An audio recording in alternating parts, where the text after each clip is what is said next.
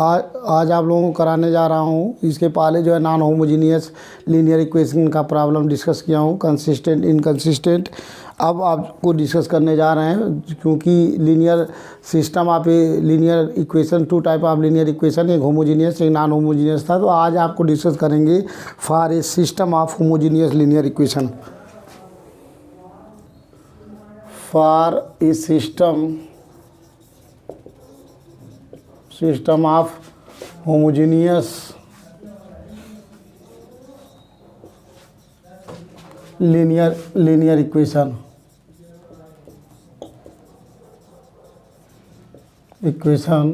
ax equal to 0 type.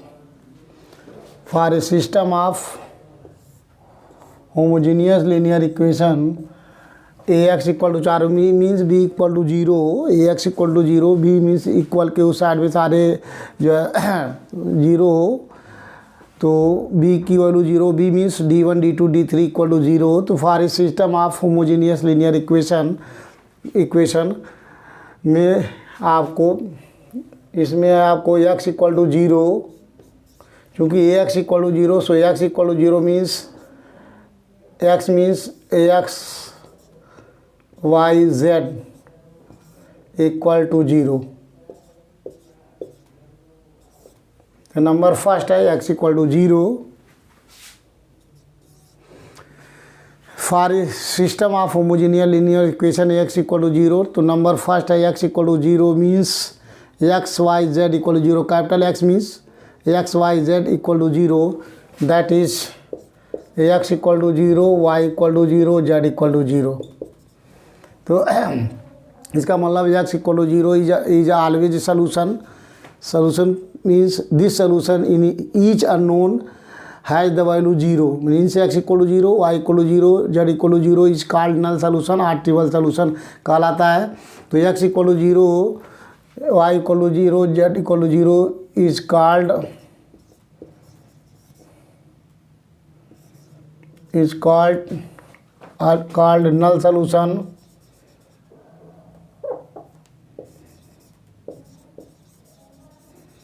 Null solution और triple solution.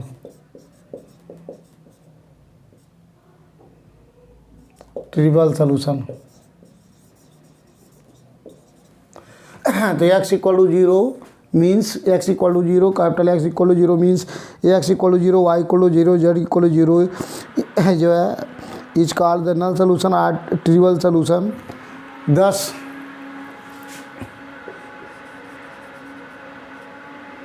Thus a homogeneous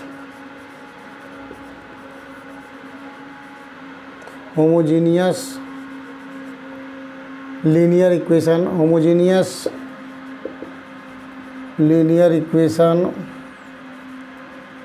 has always consistent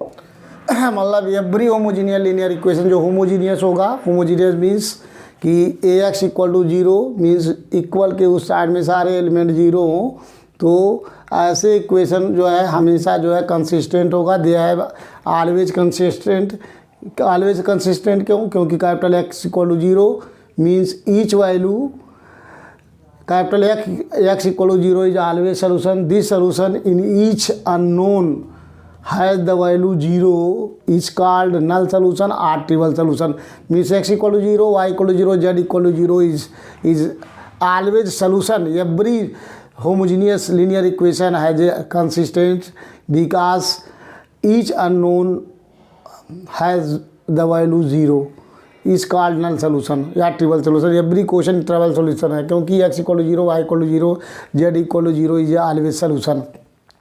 So the system of homogeneous linear equation has always consistency. So for a system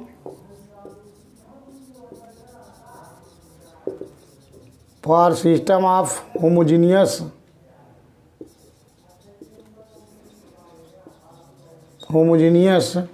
linear equation, for a system of homogeneous linear equation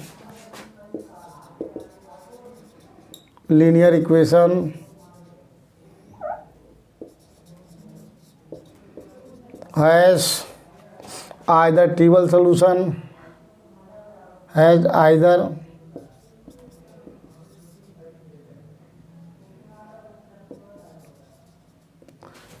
either trivial solution, either trivial solution और non trivial solution.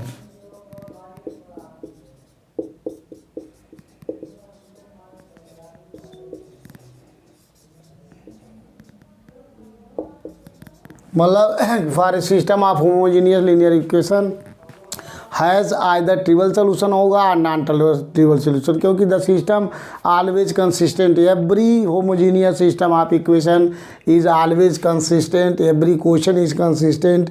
तो जो consistent है तो they have solution, they have ये homogeneous linear equation has either trivial solution होगा या non trivial solution होगा। Every question में या तो ट्रिवल सॉल्यूशन होगा या नॉन ट्रिवल सॉल्यूशन होगा।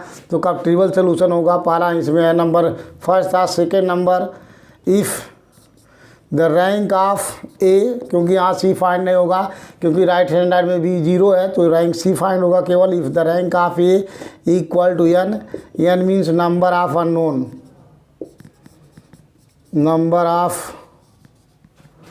number of unknown if the rank of a equal to n number of unknown, then the system of equation unknown the system has only trivial solution. Then the system of equation has trivial solution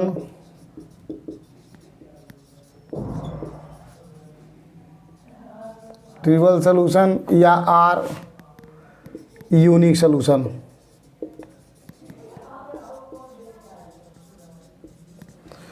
मतलब if rank of A equal to number of unknown, अगर किसी matrix को, जो हम matrix निकालते हैं coefficient matrix A निकालिए, उसको आप रेक्टेंगुलर मैट्रिक्स में कन्वर्ट करेंगे using the elementary row transformation use करके, और उसका रैंक निकालिए। The rank if rank of A equal to number of unknown के बराबर हो, जितने अननोन हो उतना उसका रैंक हो, then the system of equation have a trivial solution. तब तो ऐसे सिस्टम ऑफ इक्वेशन या तो हैव ए ट्रिवियल सॉल्यूशन होगा और यूनिक सॉल्यूशन होगा।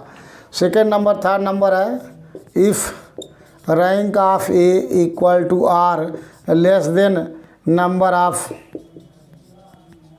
unknown, then the system of equation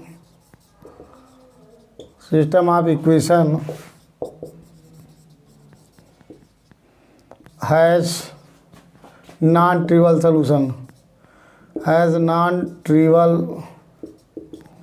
solution या or infinite many solution, or infinite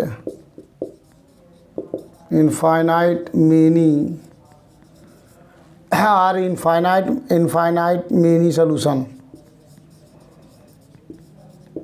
तो देख लीजिए यहाँ एवरी क्वेश्चन जो है कंसिस्टेंट होगा, और उसके बाद the system of equation has either trivial solution होगा या non trivial solution. Every question में दो टाइप के सॉल्यूशन होंगे, या तो ट्रिवियल होगा या तो नॉन ट्रिवियल सॉल्यूशन होगा। यदि नॉन ट्रिवियल सॉल्यूशन उसको कहते हैं जो इनफाइनाइट नंबर ऑफ सॉल्यूशन, किसी क्वेश्चन में अगर रैंक ऑफ ए की वैल्यू जो है नंबर ऑफ अननोन से अगर कम आता है, तो ऐसे सॉल्यूशन को, जो सॉल्यूशन फाइंड होगा, नॉन ट्रिवियल सॉल्यूशन कहलाएगा। नॉन ट्रिवियल सॉल्यूशन मीन्स यदि अननोन 3 है तो उसका रैंक 2 आना चाहिए। यदि इसका रैंक 2 होगा, अगर इसका रैंक 2 है और नंबर ऑफ अननोन 3 है, तो उस केस में जो then the system of equation है जो नॉन ट्रिवियल सॉल्यूशन, या उसको infinite number of solution, infinite many solution भी हम कहते हैं।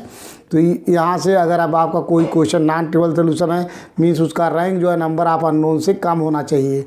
दूसरा, यदि rank of A equal to number of unknown है, तो इसका मतलब the system of equation have a trivial solution or unique solution. अब इस बेस पे हम क्वेश्चन कराने जाते हैं। ये दूसरे टाइप का क्वेश्चन है। ये क्वेश्चन कराने जा रहा हूँ जो इस साल पेपर में AKT में आया हुआ है 2021 में, उसी क्वेश्चन को डिस्कस करने जा रहे हैं आप लोग सामने। सोल्यूशन तो देख लीजिए, क्वेश्चन है 2021 में आ चुका है। अगर कहा जा रहा है कि फाइंड द वैल्यू ऑफ के की वैल्यू निकालनी है, 10 नंबर में आ चुका है।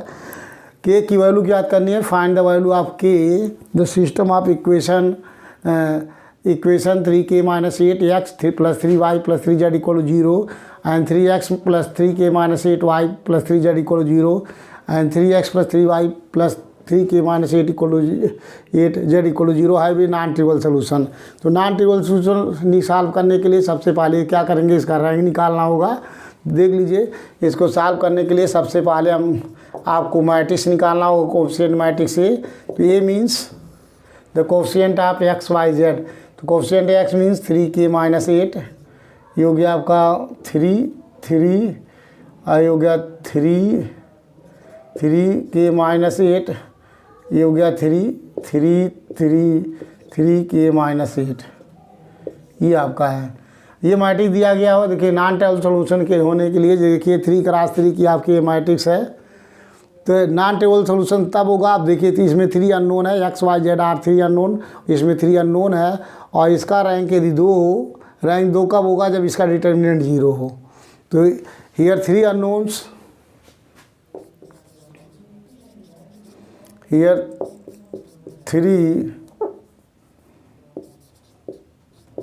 3 अननोन की संख्या 3 है। तो इसका मतलब इसका रैंक आना चाहिए 2, तभी इसका रैंक होना चाहिए 2। The for a non trivial solution, for A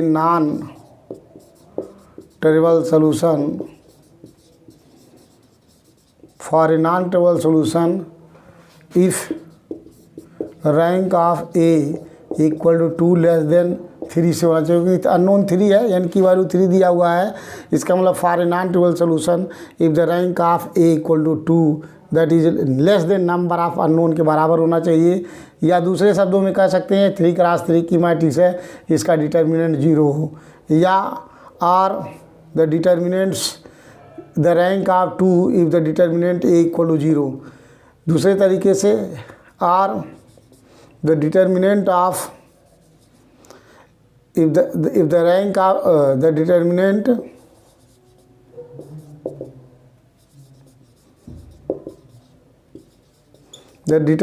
of a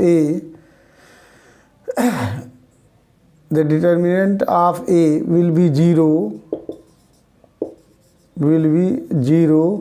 if the rank of a equal to 2।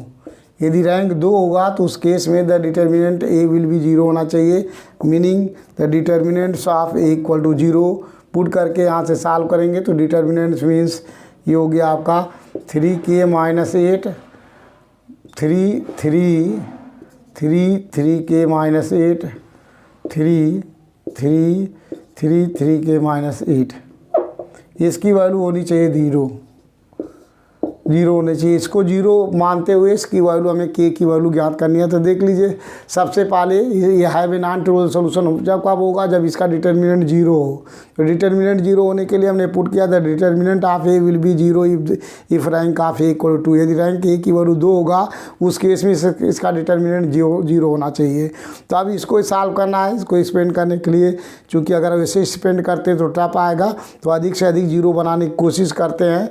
तो अधिक से अधिक अगर 0 बन जाता है तो यहाँ अब डिटर्मिनेंट को सॉल्व करना है। तो यहाँ डिटर्मिनेंट सॉल्व करना है तो रो और कॉलम दोनों यूज कर सकते हैं। तो अधिक से अधिक सबसे पहले देख लीजिए यहाँ क्या करने जा रहे हैं हम।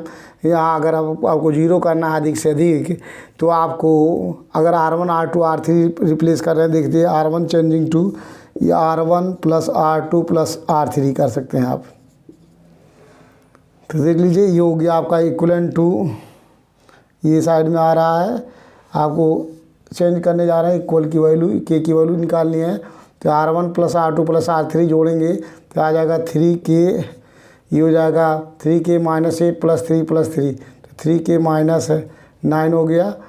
तो ये आया आपका 3k - 8, इसको 8 कर लीजिए 6 हो गया, 3k माइनस 2 आया, क्योंकि 6 हो गया, 3 3 6, 3k minus 8 plus 6 mean 3k minus 2। यहाँ आ गया R1 में जोइन करना है, इसको जोड़ेंगे तो यहाँ भी 3k माइनस 2, यहाँ भी ऐड करेंगे, यहाँ भी 3k माइनस 2। ये आया, ये हो गया आपका 3, ये हो गया आपका 3k माइनस 8 और 3 3 3, ये हो गया 3k माइनस 8 इक्वल टू 0। अब सॉल्व करना, देख लीजिए R1 से आप कॉमन ले सकते हैं, कॉमन R1 से 3k minus 2 common R1 in common 3k minus 2 in R1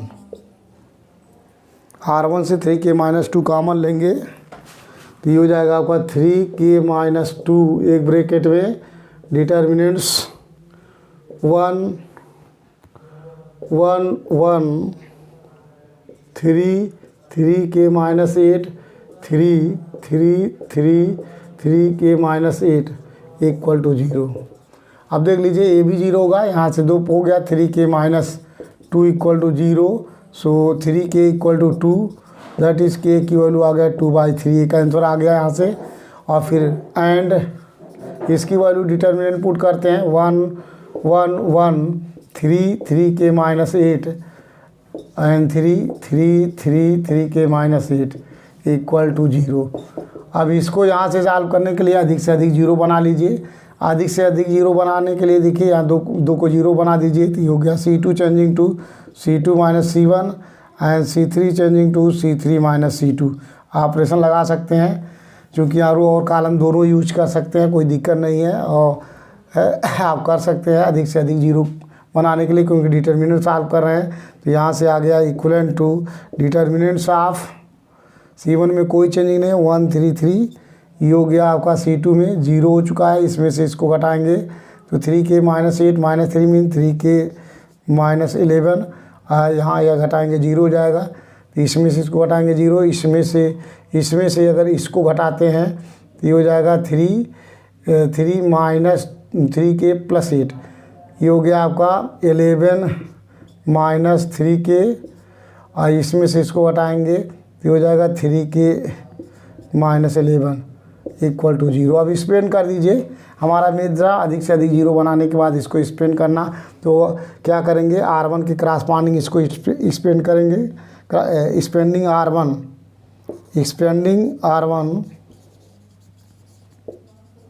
R1 के क्रॉसपॉन्डिंग। तो first element first row first column cancel, इसका मल्टीप्लाई इसमें तो 3k माइनस 11, एक ब्रैकेट में दूसरे में 3k माइनस 11, ये हो गया। इसका मल्टीप्लाई करेंगे 0 और समथिंग 0 है तो 0 हो जाएगा प्लस 0 0 इक्वल टू 0। तो यहाँ से आ गया 3k माइनस 11 और एक क्वेश्चन में 3k माइनस 11, एक क्वेश्चन में इक्वल टू 0। तो यहाँ से आ गया 3k इक्वल टू 11, दोनों जगह आ गया, means k equal to 11/3 and 11/3, 2 root आया। यहाँ भी 3k माइनस 11, यहाँ भी 3k माइनस 11 है, तो k इक्वल टू 11/3। तो जो आपका आंसर आ गया k की वैल्यू, k मीन्स पहला आ गया आंसर 2/3 और ये हो गया 11/3 और ये हो गया आपका 11/3, यही आंसर हो गया जो 10 नंबर में आया हुआ है। तो कोई ज़्यादा टफ नहीं था। आपको करना क्या था, इसमें थोड़ा सा ट्रिक था कि यदि क्वेश्चन आता है तो find the value of k for which the system of equation have a non trivial solution. Have a non trivial solution होने के लिए ज़रूरी है कि अगर 3x3 का मैट्रिक्स है तो उस मैट्रिक्स को इक्वल 0 होना चाहिए। उसका डिटर्मिनेंट यदि 0 होगा तब इसका डिटर्मिनेंट 0 होने का मतलब ये होगा इसका रैंक 2 तभी होगा जब इसका डिटर्मिनेंट 0 हो। तो इसका डिटर्मिनेंट 0 पुट करके, चूँकि हियर 3 अननोन है, so for a non trivial solution if rank of equal to 2 less than number of vector number of unknown के बराबर हो, इसका रैंक जो है अननोन के बराबर अननोन से कम हो। अगर यहाँ 3 अननोन है, x y z are call 3 unknown है, तो इसका रैंक 2 होना चाहिए। रैंक 2 तभी होगा जब इसका डिटर्मिनेंट 0 हो। तो so the determinant of A will be 0 if rank of A equal to 2। तो इसका डिटर्मिनेंट 0 पुट करके इसका डिटर्मिनेंट जीरो पुट करके इसको सॉल्व करना है। आप सॉल्व करने का तरीका है, सिंप्लीफाई करने के लिए ये ट्रिक है कि आप चूँकि ये डिटर्मिनेंट हो चुका है तो यहाँ रो और कॉलम दोनों यूज कर सकते हैं। चाहें तो यहाँ C1 changing to C1 plus C2 plus C3 कर सकते हैं, या R1 changing to R1 plus R2 plus R3 तीनों ऐड करेंगे।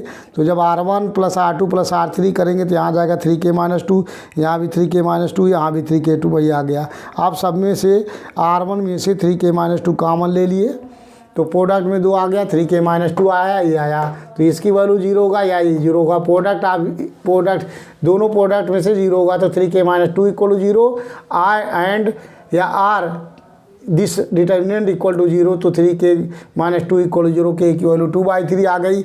और इस डिटर्मिनेंट को 0 पुट करके यहाँ से भी k की वैल्यू फाइंड कर रही हैं, और यहाँ से अधिक 0 बनाते हैं। सीधे एक्सपेंड करेंगे तभी वही आएगा, लेकिन टफ पड़ेगा, इसलिए यहाँ 1 आ चुका है। तो अधिक से अधिक इसको 0 में बनाने के लिए अगर इसमें से इसको हटा देते ये 0 हो जाएगा, इसमें से इसको हटा दें तो ये 0 हो जाएगा। तो उस तरीके से हमने 0 बनाकर अधिक से अधिक एक रो में 2 0 बना लिया, उसके बाद एक्सपेंड कर दिया। एक्सपेंड करने के बाद k की वैल्यू आ रही 11/3। तो ये आपका आंसर हो गया। शायद आप लोगों को समझ में आया होगा। अब नेक्स्ट क्वेश्चन कराने जा रहे हैं, क्योंकि अब सारे क्वेश्चन जो इधर कराएंगे आपको सब आपको होमोजीनियस का कराएंगे, होमोजीनियस आप सिस्टम ऑफ इक्वेशन। तो ये आपका 10 नंबर में आ चुका है। नेक्स्ट क्वेश्चन और कराने जा रहे हैं एक, तो शायद आप लोगों को समझ में आया होगा। इसको आप पढ़ लीजिए और नोट्स बना लीजिए पेपर के लिए। आप बनाते रहेंगे, पढ़ते रहेंगे कंटिन्यूअस, तभी कर पाएंगे आप।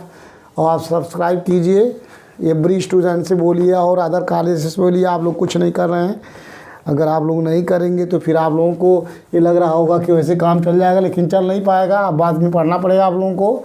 और रेगुलर क्लास कीजिए आप लोग। और इम्पॉर्टेंट क्वेश्चन यहाँ बताए जा रहे हैं, जो उसको प्रैक्टिस करेंगे तो आपको पेपर में ज़रूर मिलेगा। नेक्स्ट क्वेश्चन एक और क्वेश्चन कराने जा रहे हैं, जो नॉन होमोजीनियस का इक्वेशन कराएंगे, जो पेपर में आए हुए हैं, अक्सर आते रहते हैं के टाइप के। ये क्वेश्चन और है, फाइंड द वैल्यू ऑफ के। ये 2008 में आ चुका है। फाइंड द वैल्यू ऑफ के so that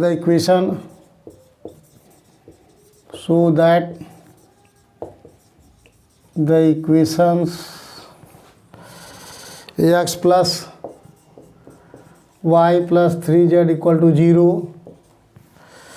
4x plus 3y plus kz equal to 0 and 2x plus y plus 2z equal to 0 have a non-trivial solution. Have a non-trivial solution. Have a non trivial solution है। देख लीजिए, यहाँ भी आपको 3 unknown है, x y z are 3 unknown. सबसे पहले हम क्या करेंगे, इसका कोफिशिएंट मैट्रिक्स बनाइए। ए का कोफिशिएंट मैट्रिक्स बना लीजिए, मीन्स एक्स वाई जेड का कोफिशिएंट। तो 1 1 3 4 3 के 2 1 2 2 1 2 ये मैट्रिक्स है। अब इसका दो तरीका है इसे सॉल्व करने के लिए। या तो इसको आप रेक्टेंगुलर में कन्वर्ट करो और लास्ट रो विल भी 0 होना चाहिए। अपर टेंगुलर मैट्रिक्स में कन्वर्ट करके इसको, और इसको लास्ट रो 0 होना चाहिए। जब नॉन ट्रिवियल सोल्यूशन होने के लिए देखिए, इसमें 3 अननोन एक्स वाई जेड है, तो इसका रैंक 2 आना चाहिए। एक तरीका ये है कि इसका रैंक 2 तभी होगा जब अपर टेंगुलर में कन्वर्ट करने के बाद लास्ट रो विल भी 0 होना चाहिए। सेकेंड फॉर्म में है कि नॉन ट्रिवियल सोल्यूशन तब होगा जब इसका डिटर्मिनेंट 0 होगा। डिटर्मिनेंट 0 पुट करके इसकी वैल्यू के की वैल्यू निकाल सकते हैं, या अपर टेंगुलर में दोनों मेथड है। तो देख लीजिए, for a non trivial solution, for a non trivial solution if determinants of A equal to 0 होना चाहिए। तो इसका डिटर्मिनेंट 0 पूटा करके यहाँ से सॉल्व कर लेंगे। सो दैट इज़ 1 1 3 4 3 के 2 1 2 इक्वल टू 0। यहाँ थोड़ा एक्सपेंड भी कर सकते हैं, नहीं तो आप यहाँ अधिक से अधिक जीरो बनाकर तब एक्सपेंड करते हैं तो थोड़ा आसानी से हो जाती है सॉल्व करने में। देख लीजिए, अगर हम इसको जीरो बनाना चाहते हैं, इसको ये पिवोटल एलिमेंट मान के इसको जीरो करें या इसको जीरो कर सकते हैं। अगर ये पिवोटल एलिमेंट मान लें और चूँकि डिटर्मिनेंट है तो आप रो और कॉलम दोनों यूज कर सकते हैं इसमें। इसको जीरो करना है तो देख लीजिए C2 changing to C2 minus C1 कर लीजिए आपको, और C3 changing to C3 minus 3C1 कर लीजिए। देख लीजिए आपको अधिक से अधिक जीरो आ जाएगा, या इसको लिख सकते हैं और डिटर्मिनेंट्स ऑफ ये 1 0 हो चुका है यहाँ पे, और यहाँ से C2 माइनस C1 इसमें C1 में कोई चेंजिंग नहीं है 2, इसमें से इसको हटाए 0 आ गया, इसमें से इसको हटाएंगे -1, इसमें से इसको हटाएंगे -1। अब 3 का मल्टीप्लाई करके इसमें घटा रहे हैं, 3 का मल्टीप्लाई करके घटाएंगे तो ये 0 हो चुका है। 3 का मल्टीप्लाई करके इसमें से घटाएंगे तो k माइनस 12 हो गया, या 3 का मल्टीप्लाई करके घटाएंगे तो हो गया आपका 6 2 माइनस 6 माइनस 4 इक्वल टू 0। आप देखिए अधिक से अधिक जीरो होगा, एक्सपेंड कर दीजिए R1 के क्रॉसपॉन्डिंग ऑन एक्सपेंडिंग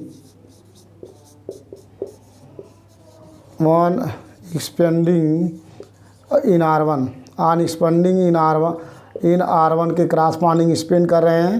तो first element first row first column cancel, इसका मल्टीप्लाई इसमें 4 माइनस और इसका मल्टीप्लाई इसमें माइनस माइनस से हो जाएगा प्लस k माइनस 12 ये आया। और इसके बाद इधर करेंगे तो 0 bracket plus 0 bracket equal to 0 हो जाएगा। तो सॉल्व करेंगे तो हो गया आपका k माइनस 8 ये आया equal to 0, so k equal to 8। तो ये आंसर आ गया, k की वैल्यू 8 होनी चाहिए। Find the value of k so that the equations have a non trivial solution if k equal to 8।